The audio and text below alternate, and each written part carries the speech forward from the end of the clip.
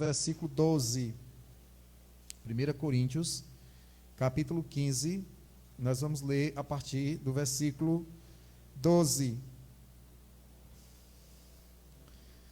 Amém? Diz assim: ora, se está sendo pregado que Cristo ressuscitou dentre os mortos, como alguns de vocês estão dizendo que não existe ressurreição dos mortos. Se não há ressurreição dos mortos, nem Cristo ressuscitou. E se Cristo não ressuscitou, é inútil a nossa pregação, como também inútil a fé que vocês têm. Mas que isso seremos considerados falsos testemunhas de Deus, pois contra ele testemunhamos que ressuscitou a Cristo dentre os mortos. Mas se de fato os mortos não ressuscitam, ele também não ressuscitou a Cristo. Pois se os mortos não ressuscitam, nem mesmo Cristo ressuscitou. E se Cristo não ressuscitou, inútil é a fé que vocês têm, e ainda estão em seus pecados. Neste caso, também os que dormiram em Cristo estão perdidos. E se é somente para esta vida que temos a esperança em Cristo, somos de todos os homens os mais dignos de compaixão. Mas de fato Cristo ressuscitou dentre os mortos, sendo ele as primícias entre aqueles que dormiram. Visto que a morte veio por meio de um só homem, também a ressurreição dos mortos veio por meio de um só homem. Pois da mesma forma que em Abraão todos morrem, em Adão todos morrem, em Cristo todos serão vivificados. Mas cada um por sua vez, Cristo primeiro, depois, quando ele vier, os que lhe pertencem. Então virá o fim, quando ele entregar o reino a Deus, o Pai, depois de ter destruído todo domínio, toda autoridade, todo poder, pois é necessário que ele reine até que todos os seus inimigos sejam postos debaixo dos seus pés. O último inimigo a ser destruído é a morte, porque ele tudo sujeitou debaixo dos seus pés. Ora, quando diz que tudo lhe foi sujeito, fica claro que isso não inclui o próprio Deus, que tudo submeteu a Cristo. Quando, porém, tudo lhe estiver sujeito, então o próprio Filho lhe se sujeitará àquele que todas as coisas lhe sujeitou, a fim de que Deus seja tudo em todos. E se não há ressurreição, que farão aqueles que se batizam pelos mortos? Se absolutamente os mortos não ressuscitam, porque se batizam por eles? Também nós, porque estamos nos expondo a perigos o tempo todo, todos os dias enfrento a morte, irmãos. Isso digo pelo orgulho que tenho de vocês em Cristo Jesus, nosso Senhor. Se foi por meras razões humanas que lutei com feras em Éfeso, que ganhei com isso, se os mortos não ressuscitam, comamos e bebamos, porque amanhã morreremos. Não se deixe enganar, as más companhias corrompem os bons costumes. Como justos, recuperem o bom senso e parem de pecar, pois alguns há que não têm conhecimento de Deus. Digo isto para a vergonha de vocês. Mas alguém pode perguntar: como ressuscita os mortos? Com que espécie de corpo virão? Insensato. O que você semeia não nasce a não ser que morra. Quando você semeia, não semeia o corpo que virá a ser, mas apenas uma simples semente, como de trigo ou de alguma outra coisa. Mas Deus lhe dá um corpo, como determinou, e a cada espécie de semente dá seu corpo apropriado. Nem toda a carne é a mesma. Os homens têm uma espécie de carne, os animais têm outra, as aves outras, os peixes outra. Há corpos celestes e há também corpos terrestres. Mas o esplendor dos corpos celestes é um, e o dos corpos terrestres é outro. Um é o esplendor do sol, outro é a lua, e o outro das estrelas. E as estrelas diferem em esplendor umas das outras. Assim será com a ressurreição dos mortos. O corpo que é semeado é perecível e ressuscita imperecível. E é semeado em desonra e ressuscita em glória. É semeado em fraqueza e ressuscita em poder. É semeado um corpo natural e ressuscita um corpo espiritual. Se há corpo natural, também há corpo espiritual. Se assim está escrito: o primeiro homem, Adão, tornou-se um ser vivente. O último Adão, um espírito vivificante. Não foi o espiritual que veio antes, mas o natural, depois dele. O espiritual. O primeiro homem era do pó da terra, o segundo homem dos céus. Os que são da terra são semelhantes ao homem terreno, os que são do céu ao celestial. Assim, que tivemos, assim como tivemos a imagem do homem terreno, teremos também a imagem do homem celestial. Irmãos, eu declaro a vocês que a carne e sangue não pode herdar o reino de Deus, nem o que é perecível pode herdar o imperecível. Eis que eu digo um mistério: nem todos dormiremos, mas todos seremos transformados num momento, num abrir e fechar de olhos, ao soar da última trombeta. Pois a trombeta soará, os mortos ressuscitarão incorruptíveis, e nós seremos transformados. Pois é necessário que aquilo que é corruptível se revista de incorruptibilidade, e aquilo que é mortal se reviste de imortalidade. Quando, porém, o que é corruptível se vestir da incorruptibilidade, o que é mortal da imortalidade, então se cumprirá a palavra que está escrita: a morte foi tragada pela vitória. Onde está a morte, a sua vitória? Onde está a morte, o seu aguilhão? O aguilhão da morte é o pecado, e a força do pecado é a lei. Mas graças a Deus, que nos dá a vitória por meio de nosso Senhor Jesus Cristo. Portanto, meus amados irmãos, mantenham-se firmes e nada os abale. Sejam sempre dedicados à obra do Senhor, pois vocês sabem que no Senhor o trabalho de vocês não será inútil. Amém, irmãos?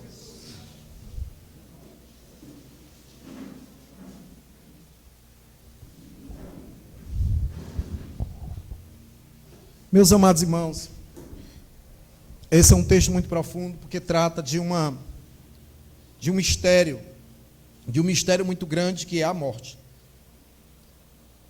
Fala sobre a vida, fala sobre a morte, fala sobre a corrupção do corpo do homem, né, do nosso corpo mortal, e fala também de um corpo espiritual.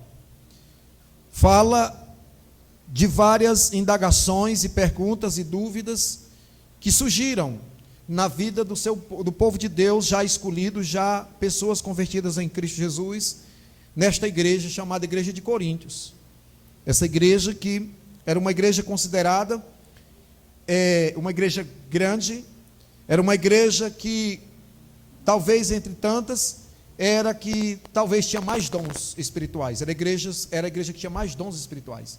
Era uma igreja que tinha pessoas cheias do Espírito Santo, pessoas que tinham vários dons. Mas desta mesma igreja foi a que deu mais trabalho para o apóstolo Paulo ensinar e alertar sobre as falsas doutrinas, sobre os falsos ensinamentos, principalmente quando se trata da questão da ressurreição dos mortos, da salvação eterna, da vida com Cristo Jesus. Porque há muita confusão sobre isto. As pessoas ficam querendo saber e desejam saber como será após a morte. Quem não já se perguntou sobre isto? Quando eu morro, quem já assistiu aquele filme aqui, o Ghost? Ghost, é? Ghost, do outro lado da vida, já assistiram todos? A minha esposa assistiu umas 4 vezes, eu assisto com ela. Mas, não é? Muita gente fica se perguntando, por exemplo, na hora que eu morro, acabei de morrer, deu o último suspiro, que eu sou colocado num caixão, como é que fica? O meu espírito fica ali próximo do corpo, o meu espírito já volta para Deus, porque a Bíblia diz que o corpo vai para o pó e o espírito volta a Deus que o deu, ou o espírito fica vagando, como alguns dizem, que o espírito fica vagando, né? Tem um tempo que ele fica na terra, depois vai para lá, que as pessoas ficam vendo, ou que eles veem através de um ser especial, que é a me ajude a palavra, mediunidade, né? Mediunidade, né? Isso, que baixa lá numa mesa branca, e que aí vem o espírito daquela pessoa que morreu, e aquela pessoa que morreu fala com os vivos, e fica falando como é que está, e dizendo o que está passando, né? Outros vêm, dizem que vê a pessoa, e a pessoa diz: olha, eu não estou num lugar bom, mas reza lá uma quantidade de texto, acende algumas velas, reza não sei quantas missas, que eu vou melhorando aqui, e aí eu vou melhorando, e até que eu vou chegar, dê uma forcinha aí que eu vou chegar lá. E isso é a doutrina que fala sobre o purgatório, né? É uma delas, e tantas outras, o espiritismo e por aí vai. Então tudo isso que nós vivemos hoje, estamos vendo hoje, Paulo também viveu e presenciou e viu a realidade disso acontecendo dentro da igreja do Senhor. Então há muitas dúvidas. E por que há muitas dúvidas? Porque exatamente nós somos seres carnais, né? Somos os únicos seres criados por Deus que temos a possibilidade, aliás, não temos a possibilidade, mas é real, que podemos viver na terra e viver no céu. É o único ser criado por Deus que pode viver na terra e viver no céu. Né? Então, mas com a cegueira espiritual, com a falta de leitura da palavra, de humildade, que é aquilo que a gente tem buscado aprender diante de Deus, nos humilhar diante do Senhor. Primeiro, o reconhecimento. Temos aprendido isto. Nós temos que reconhecer quem somos. Pó, cinza. Não é? Paulo diz aqui que se nós atentarmos apenas para esta vida, eu queria que jogasse esse versículo para que os irmãos vissem, eu não vou ler não, mas só para os irmãos ficarem observando esse versículo. Ele diz, se nós formos apenas vivermos por esta vida, nós somos o que? Os mais miseráveis dos homens. O que é que ele está dizendo? Se a nossa luta, se a nossa guerra, se o que enfrentamos, se o que lutamos, se o que cremos, se o que estamos esperando é apenas por isto aqui, somos mais miseráveis dos homens. Porque esta é a realidade cruel, triste da humanidade. Há uma guerra espiritual muito grande. Aliás, há uma guerra muito grande no mundo e as pessoas brigam, lutam por isto. Alguém já disse, né, que quando você olha o oceano, o grande oceano, né, o mar, quem já foi aqui à praia? Todo mundo foi à praia, já aqui não? Todo mundo foi à praia? Ninguém foi à praia não aqui. Tem gente que não foi, todo mundo já foi à praia. Não é possível.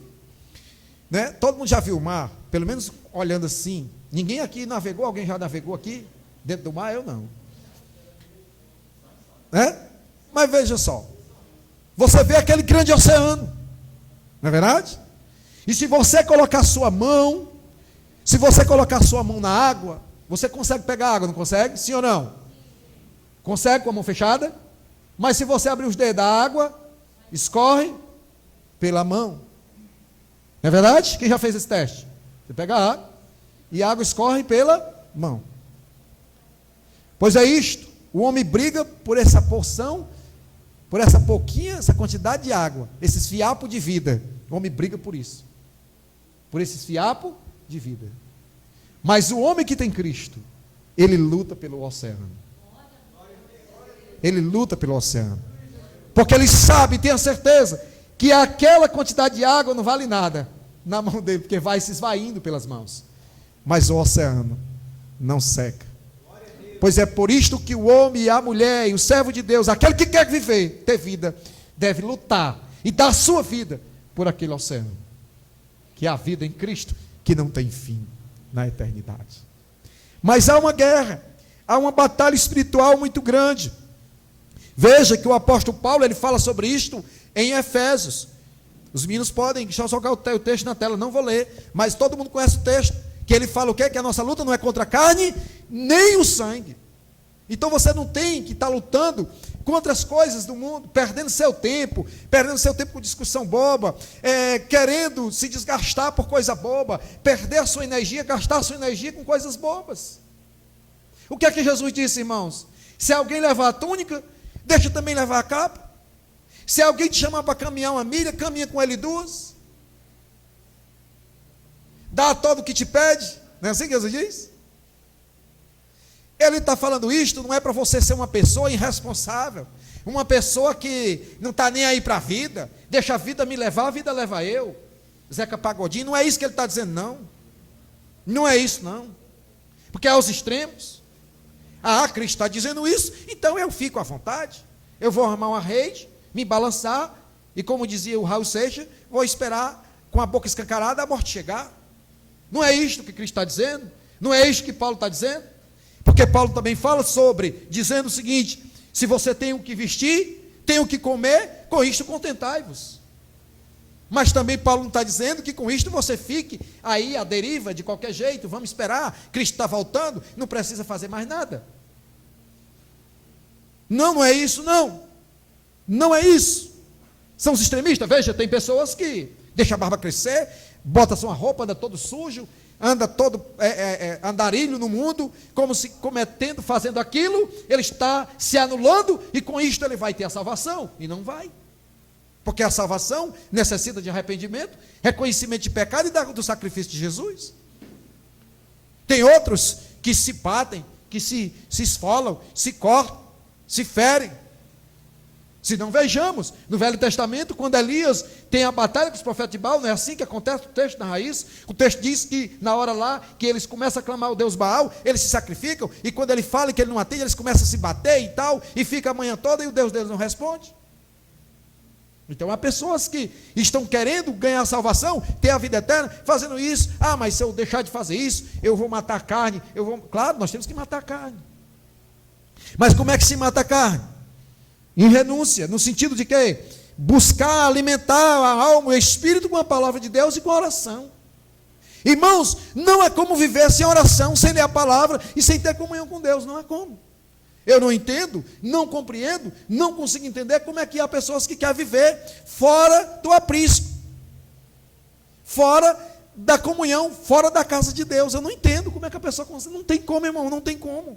Porque nós dependemos uns dos outros, nós precisamos dos outros, irmãos. Nós vimos aqui ontem isso no ciclo de oração. Nós vimos aqui irmãos sendo usados por Deus, falando, Deus usando na oração, na leitura de um texto. Porque todos os irmãos participam. E nós vimos cada irmão contando aqui praticamente o seu testemunho, somente na leitura de um texto da oração. Nós fomos orar aqui por causas, meus irmãos, tínhamos quantos irmãos? 20, 15, eu não sei.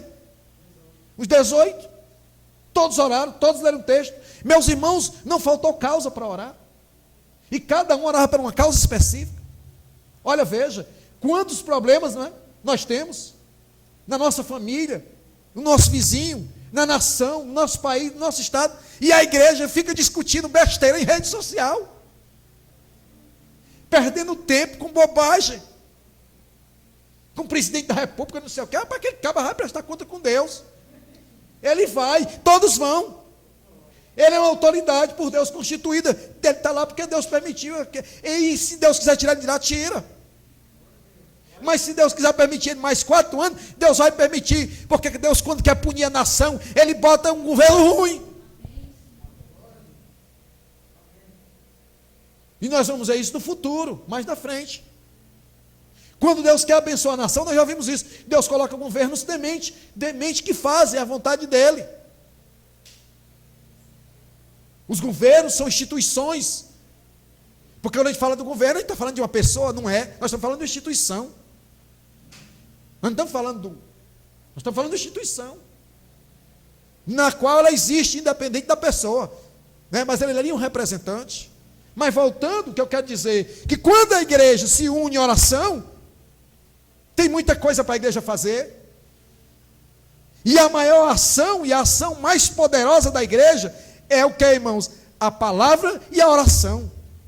Nós não fomos chamados por Cristo para pegar em armas. Não. Nós não fomos chamados por Cristo para pegar uma ponto .40 no quarto, uma metralhadora, uma submetralhadora, um fuzil. A arma mais potente que você imaginar aí, que atira não sei quantos tiros por segundo, por minuto, para chegar lá igual um Rambo, ou Stallone, e ser está entendendo? Sou um homem sozinho, guerreiro contra o exército. Vence, não leva um tiro, olha. Não leva um tiro. E se leva, ainda fica vivo. Leva 4 tiros, o homem está vivo.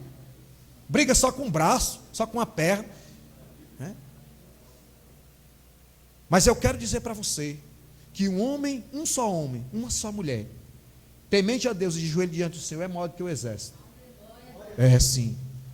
Faz um exército retroceder. Faz, porque a Bíblia mostra isso e eu creio. Mas não pega numa arma. A arma que ele tem é a palavra e a oração. Então, Paulo está chamando a igreja, a atenção da igreja, para ter esse entendimento profundo da vida com Cristo. E pararmos, irmãos, de perder tempo com pensamentos bobos, com coisas bobas nas redes sociais. Com discussão besta, de ideologia de gênero. Ó besteira. O povo acha que só existia homossexualismo, só existe agora. Isso já existiu desde que o mundo é mundo. Não há nada novo debaixo do céu, a Bíblia diz isso em Eclesiastes. Nada novo. Agora, veja, qual era a nação mais populosa na época do império, na época dos apóstolos? No mundo todo, qual era? Os irmãos sabem? Roma. E o que é Roma? Uma coisinha velha. O estado do Ceará. Você está entendendo? Na época. E hoje?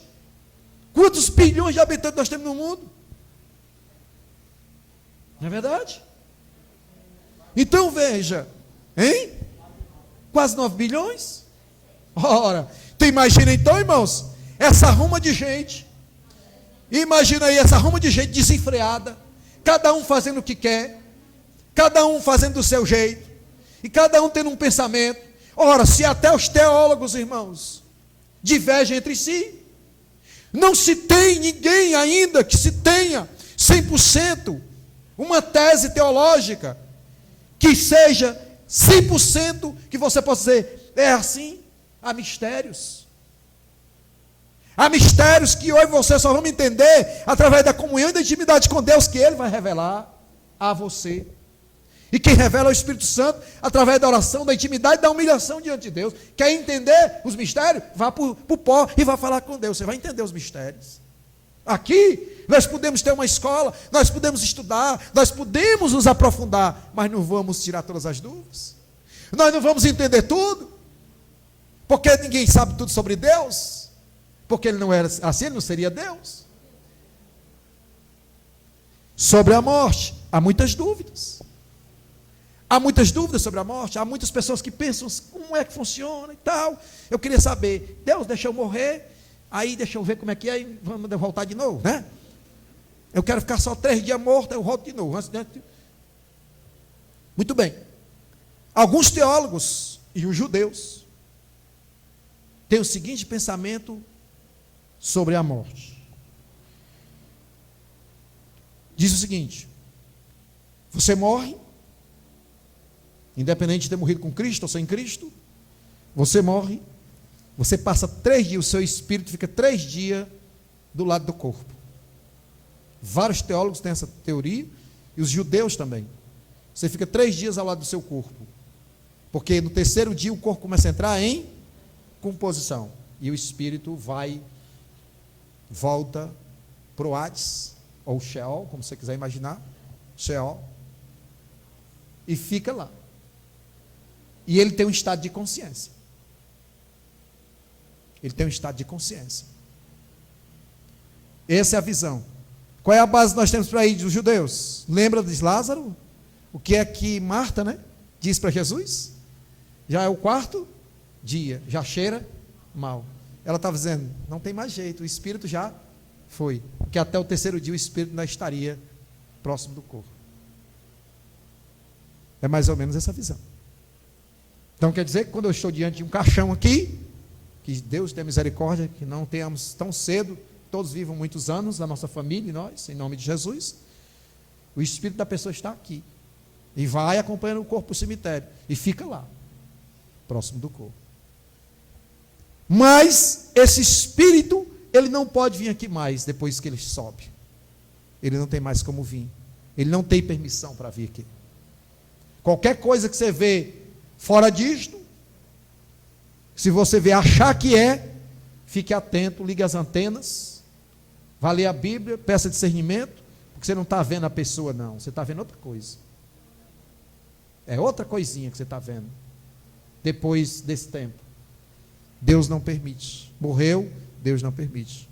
Você pode estar vendo outra coisa, fruto da sua imaginação, ou um anjo caído se manifestado no corpo da pessoa, porque ele tem poder para isso, o anjo caído, se manifestar no corpo da pessoa, para enganar você, com o propósito de que, fazendo isso ou aquilo, ele vai conseguir a salvação, quando a Bíblia diz que não, que o homem está determinado, morreu a única vez, depois disto, o juízo. Então com a morte, se acaba tudo. Quando falo da morte, estou entrando na segunda morte, morte espiritual.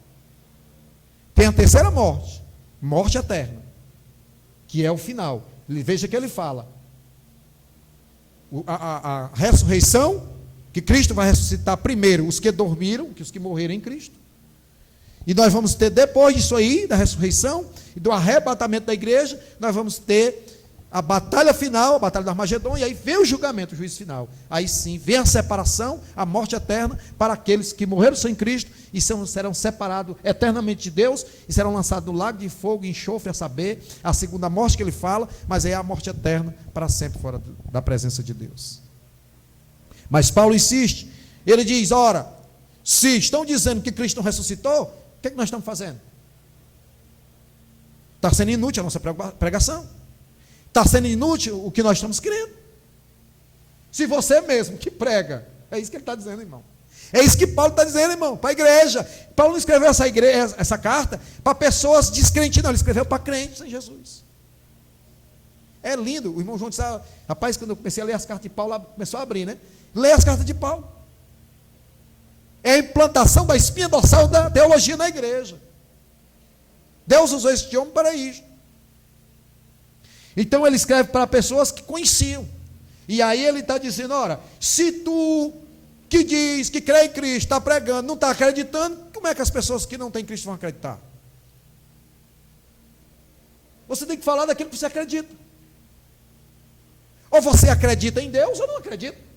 Ou você confia em Deus ou não confia. Ou você quer que Cristo ressuscitou dos mortos ou não acredita. Aí entra a palavra sim, sim e não, não. Então se você está pregando sobre Cristo, tem que ter firmeza, na verdade, confiança, na certeza. Você tem que ter certeza da salvação, irmão. Não tem que titubear, não. Não é para balançar, não é para torcer o beijo, não é para pestanejar. Se a pessoa te perguntar, você tem certeza da salvação? Eu tenho, não porque eu mereço, mas porque Cristo me salvou.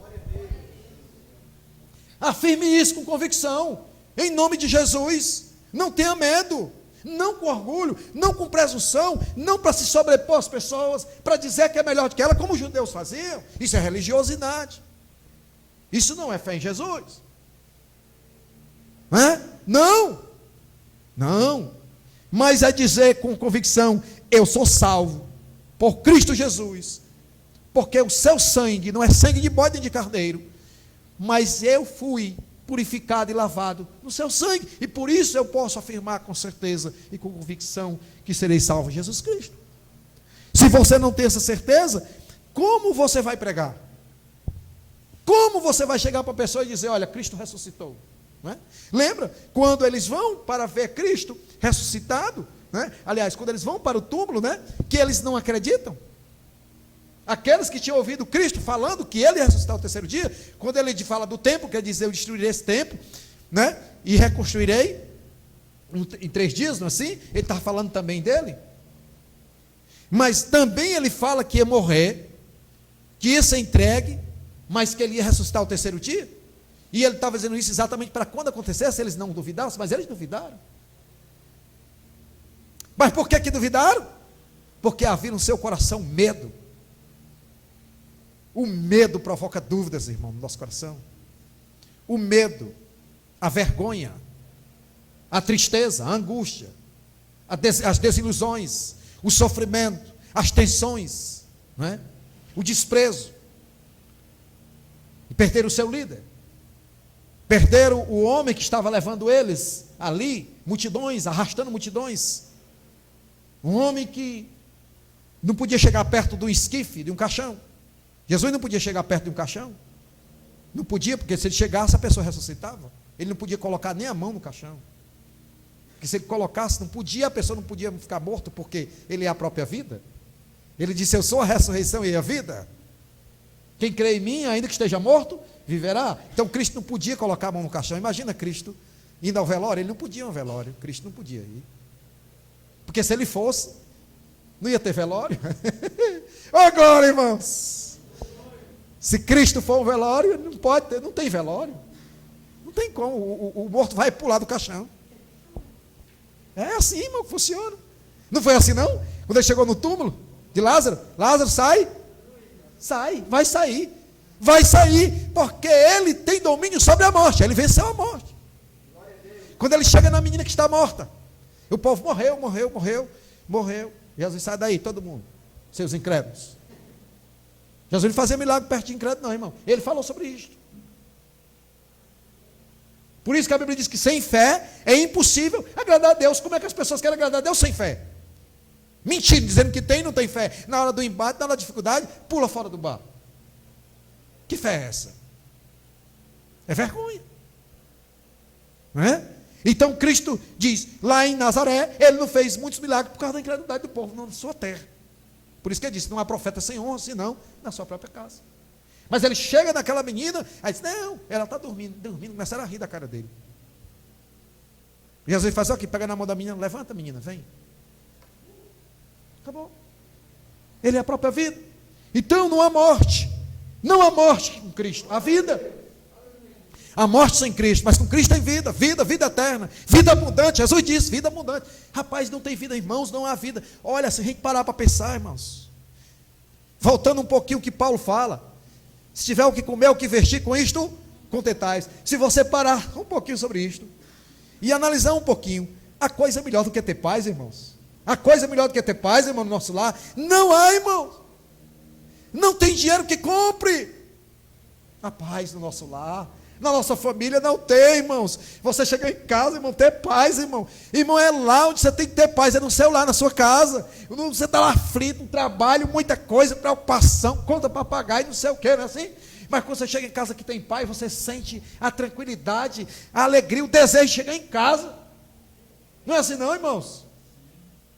Você fica com, na hora que eu já chego, meu Deus, tomar aquele banho. Oh, meu Deus, a minha mulher está bem, graças a Deus. Hein? E quando a mulher abre a porta, que recebe a gente, aí que a coisa melhora. Que a gente sabe que está tudo maravilhoso. Os filhos, né? Que glória, você tem um bom relacionamento. Você está se relacionando bem com seus filhos. Você saber que os seus filhos estão bem com você, está em paz com você, que você está em paz com sua esposa. Que maravilha. Foi isso que Jesus prometeu na vida com ele. Vida abundante. Aí as pessoas, vida abundante. Ah, mas eu não tenho um carro. Eu não tenho uma moto, nem uma bicicleta para andar. Que vida abundante é esta? Eu moro numa casinha simples, nem um sofá eu tenho. Que vida abundante é esta? Ah, meu Deus. A vida abundante, Jesus está falando, meu filho, não é coisas materiais, não. É vida de alegria, paz no Espírito Santo. Porque o reino de Deus não é comida nem bebida, mas é paz, amor e alegria no Espírito Santo. As outras coisas é o resto. É o subproduto. Que os homens estão morrendo, brigando, se matando, fazendo guerra. Para tomar dos outros. Que eu quero ter mais. Que eu tendo mais, eu mando em você. Não é assim que o Chico diz? Sabe, é o Senhor que agora manda em mim. Manda em mim. Não é assim que ele diz lá? Não é assim? Que agora manda em mim. Né? Mas por que ele manda? Porque ele tem o poder do dinheiro. Mas ele só manda fisicamente. Mas ele não manda espiritualmente na mente do homem. Porque quem manda é Deus. Como foi cantado aqui, Paulo Silas estava na prisão. Cadê que conseguiram segurar os homens? Como é que segura? Vai segurar a mente do crente como? Que crê em Jesus, que confia no Senhor Jesus. Quem é que pode segurar um crente em Jesus? Quem é que pode? Levanta aí, Paulo vai desafiar em João 8, depois lá em casa. E aqui mesmo ele diz, onde está o morto o aguilhão? O aguilhão da morte é o pecado, mas Cristo venceu a morte. E se eu estou em Cristo, eu sou mais do que vencedor. Vida abundante. Meu irmão, não tem coisa melhor. Você pode estar comendo um cuscuz com café. Que coisa boa cuscuz, os meninos já estão enjoados. Um cuscuz com café. Um bico de pão seco com café. Mas você tem paz no seu lar, glória a Deus. Amém? Amém. Meu irmão, não importa. Agora, se você confia no Senhor e prioriza Ele como prioridade total na sua vida, você não é redundante. Prioridade, sabe o que é a prioridade? É isso que a gente falou. É dar as primícias para Cristo. Primícia do seu tempo. Não deu o resto, não. Não deu o resto, não. O resto você dá para o mundo aí. Para as coisas do mundo. Mas as primícias é para Cristo. Tempo, vida, oração, leitura da palavra. Aqui, comunhão. E não venha me dizer que não tem tempo, não, que você tem. Todos têm tempo. Há tantas pessoas, Daniel era tão ocupado, era ministro, e orava 3 vezes por dia. Né? Hein? Era ministro de um império. Esse homem não tinha nada para fazer, né? Estava lá. E nós já falamos sobre isto, que a oração é sem cessar. O que é que está acontecendo? A igreja precisa entrar em ação. A igreja está dormindo. A igreja do Senhor Jesus, ela é um gigante adormecido hoje na sociedade. Porque ela está mais julgando. A igreja do Senhor Jesus, ela assumiu o papel, sabe de quê? Que a igreja está assumindo o papel de juiz. A igreja está assumindo um papel de juiz, irmãos. É só apontando o dedo, é só julgando, matando, já dizendo que vai para o inferno, que vai para o céu. Nós não precisamos disso. A Bíblia diz só há um juiz, e esse é Deus. Agora, Ezequiel fala, a Renata falou sobre isso ontem, na oração. Ezequiel fala o quê? Que se você vê a pessoa do pecado, e não alertar ela do pecado, e se ela morrer no pecado, Deus vai requerer das suas mãos o sangue dela. Isso é responsabilidade, é muito pesado. Você sabe o que é isso? A pessoa morrendo lá, ó, no leito, de um acidente, e você teve N oportunidade de falar de Jesus para ela e não falou. Deus vai requerer o sangue dela das suas mãos. Mas se você tiver alertado, tiver pregado e ela morrer no pecado, você está livre da culpa. Aí começa a pensar na sua mente aí, se tem alguém dos seus amigos, do seu convívio, da sua família, que você ainda não falou de Jesus para ele. E se não fez, faça, em nome de Jesus, enquanto é tempo. Que eles queiram, ou que não, que rejeitem, ou que não. Eu vou falar. Não importa. Porque se eles rejeitarem, não estão rejeitando a você, estão rejeitando a Cristo. Não se sinta rejeitado. Tem crente aí fazendo bico. Porque foi rejeitado. Porque foi bloqueado. Eu fui bloqueado no Facebook. Eu fui bloqueado. Me desbloqueia. Me desbloqueia. Não faça isso não. Pode me bloquear. Me desbloqueia. Gente fazendo bico porque está bloqueado. E Paulo na prisão, olha, cantando louvor, porque estava preso. Cheio de cocô em cima da cabeça, porque eles eram colocados no subsolo da prisão dos presos. Nas masmorras, amarrado. E o cocô e a urina dos outros presos caindo sobre a cabeça deles. Vocês sabem o que é isso aí? E ele cheio de ferida. Olha a história. E cantando, olha. Fosse os crentes Nutella de hoje, os crentes Nutella de hoje estavam lá. Deus, eu não aguento mais não, não quero mais não. Isso não é vida não, isso não é vida, eu lá quero ir. Irmãos, Paulo diz que nós não resistimos até o sangue. Vamos agradecer a Deus, irmão. Vamos ser gratos ao Senhor pela vida que temos. Em tudo dai graça. Esta é a vontade de Deus.